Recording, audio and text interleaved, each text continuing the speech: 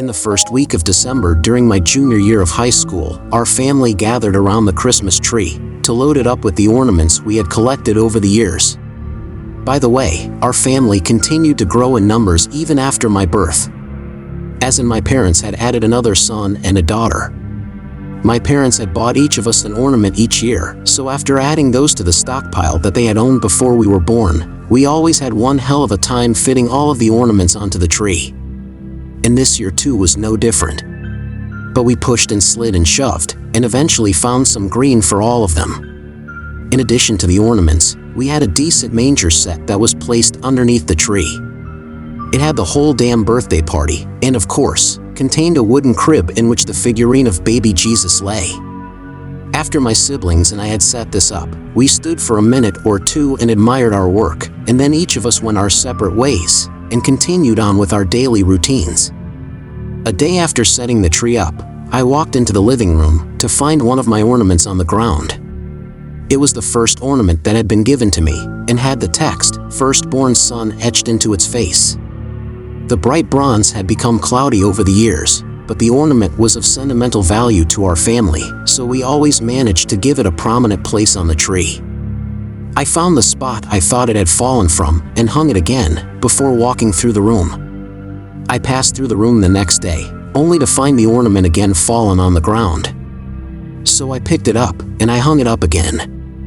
I tried to hang it in a different spot this time. I thought that the weight of the ornament had allowed it to slide from a thin branch, but to no avail, as it was on the ground the following day as well. I placed it back on the tree and was not too surprised when I came in on the next day, only to find the ornament missing from the spot.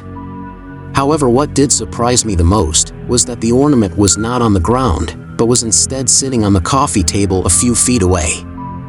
I assumed that my mother was having the same problem with the ornament and had just given up and placed it on the table. So I stopped in the kitchen to ask her about it. She was cleaning up the kitchen, and when I asked, she turned around with a quirky look on her face and told me that she too had been picking the ornament up every single time she walked into the room. For the next few days, each time I walked into the room, I continued to find the ornament fallen off of the tree. But there was one thing that was a little different than before. As we got closer to Christmas, the location had changed. It was no longer lying in random spots on the floor or on the table like it had been before. Whenever I walked in the room now, the ornament was inside of the roofed manager, leaning against the crib with the Jesus figure. I was still pretty young, but I'm sure that didn't help in preventing me from thinking that things were adding up a little strangely. It seems really stupid now, but I grew up in a semi-religious family, and something about finding my firstborn son ornament leaning against Jesus every day appeared to me to be a harbinger of something evil that would be coming my way. The non-surprising thing is, nothing ever happened to me. I suppose that was quite obvious for most of you. But my dad, who was a no-nonsense man, had been behaving a little differently. And that kind of ticked me off. He tended to work in his basement office until the wee hours of the morning. Most of that time was actually filled with him sleeping in his chair, as evidenced by him springing up and feigning awareness whenever I would go into the basement late at night. In the early hours of the morning of December 24th, he was, as usual, down in the basement. Around 3 a.m., he was awakened by footsteps crossing down the first-floor hallway above his head. He decided he would come up and see who was up, and then continue upstairs to bed. As he came up the basement stairs, he could hear the person walking through the kitchen on the other side of the door. But when he opened the door, the person had just crossed into the dining room. He followed the sound of those steps through the kitchen and around the bend, but again it was too late, because the footsteps had beat him around the turn and reached the living room. So my dad rounded the corner as quickly as possible and was surprised to see an empty living room. And he could no longer hear the sound of the footsteps. From the other room, they had appeared to stop at the Christmas tree. As he stood there, scanning the space and trying to figure out what he had heard, he noticed an object lying on the ground in the middle of the room. As he walked up to it and started bending over, he realized there were actually two objects lying in the middle of the living room floor. The first one was baby Jesus, and the other one was the firstborn son ornament that was lying against his side. The next day while we were having breakfast, my dad told all of us about the story. My parents must have known that I was feeling a little unsettled from it all, so they decided to finally tell me what they had kept a secret for over 15 years. They told me about their happiness at getting pregnant, the 9 long and exciting months my mom had carried my elder brother, and their feeling of complete desolation and absolute loss when he passed away. They told me how it still hurt, especially around the holidays. At first, I assumed this was because everyone becomes sentimental around the holidays. Then they told me the real reason behind their agony. Almost about 4 years before I was born, my parents had their very first child. He lived for a mere 7 to 10 minutes before his breathing stopped and he passed away on the spot. I have never asked my parents as to what caused him to stop breathing. I mean, it must be too traumatizing for my mother and my father to be parents to the deceased kid. So I did not bring it up ever. But my parents then told me that my brother had been born and died on December 24th at 3 a.m. Last night had been the 20th anniversary of his death. And they told us that they believed that he was visiting his family on his birthday. As the story was unveiled, chills ran down my spine. All this while, it was nothing evil, but just my elder brother marking his presence. Because the ornament originally belonged to him. He was the firstborn child. Naturally, my parents had no reason to tell me about my older brother when I was younger, and even as we all got older, the story was never told to me, presumably because it was too painful to recall. If the events that followed had never occurred, I might have never found out about him at all. Now let's hop onto story number 2, but before I begin reading, make sure that you have subscribed to Mr. Scare for regular horror podcasts.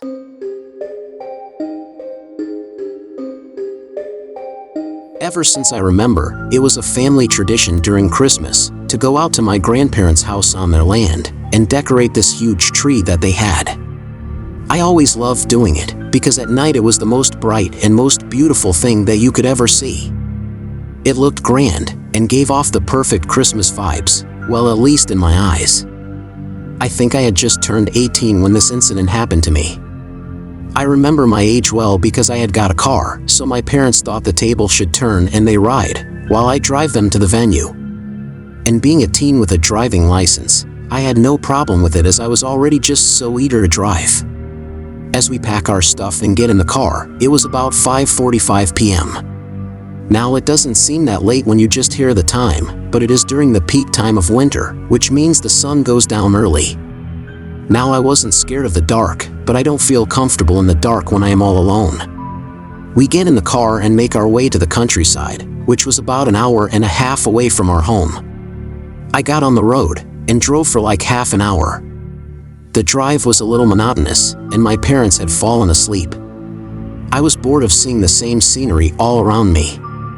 That's when I noticed something on the road perpendicular to the one I was driving on. I turned my head for a quick second to the right to see.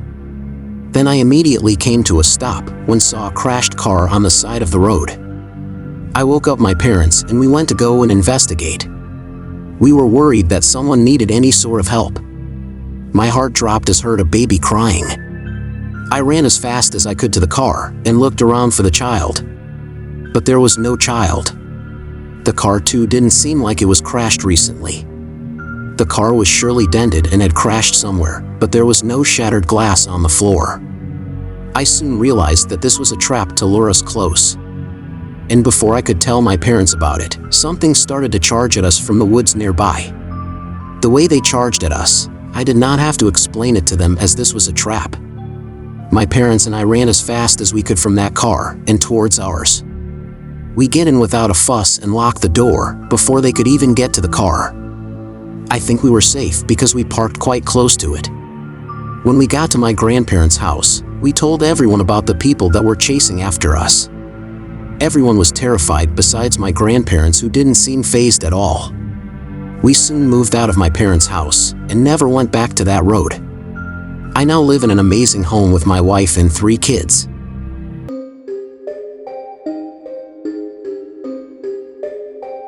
On one Christmas get-together, we were all seated together. By all of us, I mean the entire family, which includes my dad's cousins and their kids. The vibe was jolly in general, except that we kids were a little more than disappointed because of the snowstorm outside. We had to spend our time indoors. It continued for days at a stretch, and I remember my uncle telling this story to us. He told us that during a late December snowstorm in 1980s, he was trekking out to the barn on his property while on a mission to feed the horses and check on a litter of kittens. He was told not to go out during the storm, but he insisted. He somehow managed to make his way through the extremely cold weather. But just before entering the barn, he slipped on the frozen floor and fell down. And as you might have already guessed, he injured his hand. At that very moment, he wished that his mother was there to comfort him. I mean, I don't know if you have ever gotten hurt during the winter. It hurts like hell. And it even takes longer than usual to recover from the wounds. So while he rested inside the barn for a bit and felt sorry for himself, he heard some soft music from his father's radio. At first, he was confused but then recognized the sound. He tried searching, but his father is nowhere in sight. He found the radio and then turned it off. He still felt the pain, and being a kid, it hurt him that his Christmas was ruined. But then the radio turns back on by itself, and this time the song, Silent Night, croons from the speakers. Again, he turns it off. But again, it turns back on.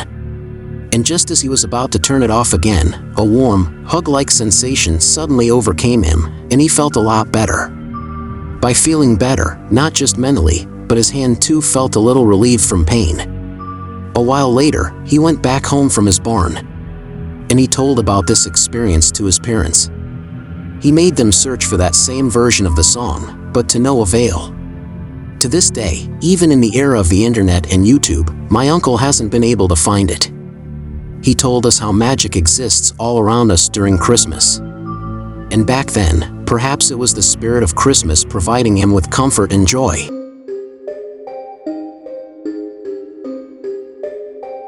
In 2009, I had an unusual visitor on Christmas Day, and I'm pretty sure it wasn't Santa Claus that was passing by my home.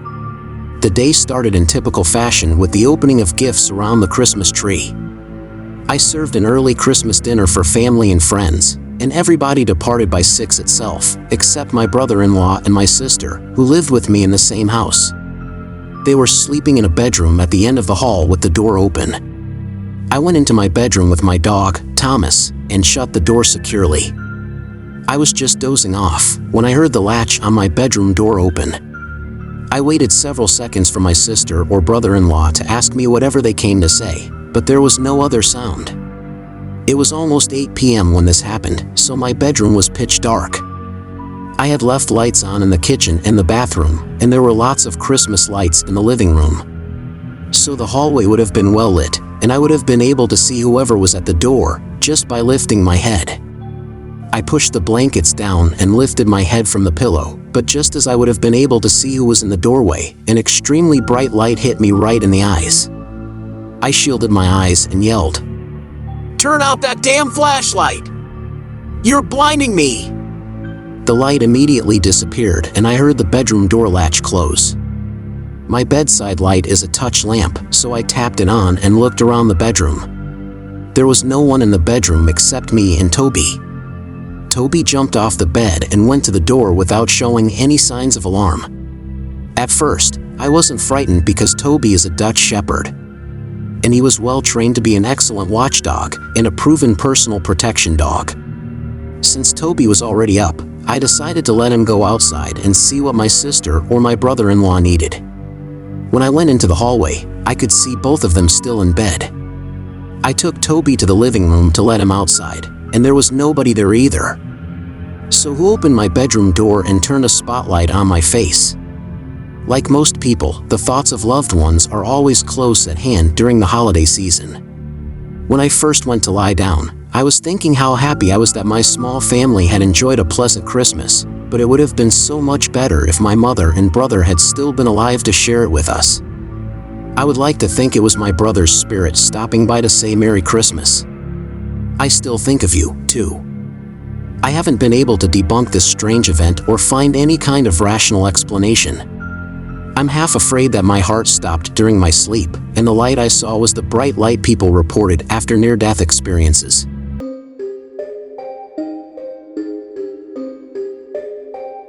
My mom has 3 siblings, and her eldest sister decided to have a big family Christmas down in Williamsburg with all 3 families, plus our grandmother. She tells and convinces everyone about this idea amongst everyone by promising that she found this beautiful colonial house that will sleep 15 of us, and also that it comes fully decorated for the holidays. This was booked without seeing the site. As far as I am aware, this was in the mid-80s, so there were no internet sites for reviews. To this very day, the story is passed amongst our family as the Bates Motel Christmas. The house was found, after searching for half an hour, to be located behind a dumpy motel. The key to the house was retrieved from the same motel from a man without a shirt, in weird-looking cut-off jeans. The house itself, which was said to sleep 15 people, had 4 double beds and 2 bedrooms, and 1 small room with a twin bed. There were a bunch of old discarded mattresses in the unattached cellar, in an attic that would have needed a ladder for access. But it looked like it was best left unexplored. We joked that perhaps that's where the remaining accommodations were. The kitchen had a half-size mini fridge, which simply couldn't fit dinner for a couple, let alone a rib roast and other food that was bought to feed all of us. There were no plates or silverware. There was just a small round card table in the kitchen with 3 chairs, no towels or other bath amenities, and worst of it all, no central heating. Oh yes, and the Christmas decorations that were advertised were a single mirror above a decommissioned fireplace that was wrapped in silver tinsel. My grandmother refused to leave the car upon pulling up to the house and insisted that she was going to the Holiday Inn, which was right next to where this house was located. In between all of this was my aunt still trying to sell the house as a great idea, and me and my brood of male cousins swarming through the house in the backyard, investigating the dirty disaster that we had been thrown into. The final nail in the coffin was my mother pointing out that there were clear scratch marks on the edge of the bed. And the scratch marks were surrounded by other visible subtle hints that there was some serious event that happened there. Maybe someone was fighting back for survival, or someone tried to break free from the place. Or maybe it was something totally justified and harmless, but we weren't convinced. The place gave us the creeps, and we left immediately. That's it from today's video, but have you listened to my episode on trucker stories? I'll give you a sneak peek of that story, and if you like it, then click on the trucker story playlist and listen to all of the chilling truck driver encounters. Almost about 6 years from today, I was on a routine job of truck driving, which is called as a meet and turn. In this system of work, we follow a process where a driver that is stationed in one city will drive a load halfway to its destination. At the same time, a driver that is living out of that destination will drive halfway with a load that is destined for my city. The 2 drivers meet in a predetermined spot, which is usually a parking lot. We meet one another, switch our trailers with one another, and drive back home. I had been on this regular trucking job for a few months, and I found that I always got to the agreed meeting point about an hour and a half before the other driver. It was a little annoying to wait almost every time, but it might have more to do with my habit of always reaching almost about half an hour early for any occasion. So if you think about it, the other dude was just half an hour late. And traffic is unpredictable in the late hours. So what I started to do was utilize that time to get a power nap. Not a power nap, but an hour-long nap. It was a dark and empty dirt lot at about 2 a.m. in the middle of the night, so I would stretch out across the seat and take good rest. Now this nap was also a part of my routine for a week or 2. Although one night, about 10 to 15 minutes into my nap, I was awoken by a barking dog. It was loud and consistent, but I tried to ignore it. However, the non-stop barking carried on for several minutes and got louder and louder as the dog got closer to my truck. Soon, it became apparent that the dog was right outside of my truck, barking at my window. Now I joked to myself that either that dog was Lassie, and it was trying to alert me to something, or else it is just a pain in the butt, and I will need to throw something at him to scare him off. I don't hit animals, but he was barking non-stop, so I wouldn't mind shooing him away. It is important to note that the barking had been going on for a good 15 minutes at this point. So, I sat up and looked out my window. Standing there, mere inches on the other side of the glass, was a man of about 35 to 40 years of age. He was a large dude, and he was barking at me. His eyes were outright crazy, and he was frothing at the mouth a little. I remember taking a good look at it. In fact, my brain was almost reset upon seeing a human standing where I expected a dog to be. The scene really held my full attention for a moment. Then when I realized what was happening, the sheer creepiness of this encounter struck me.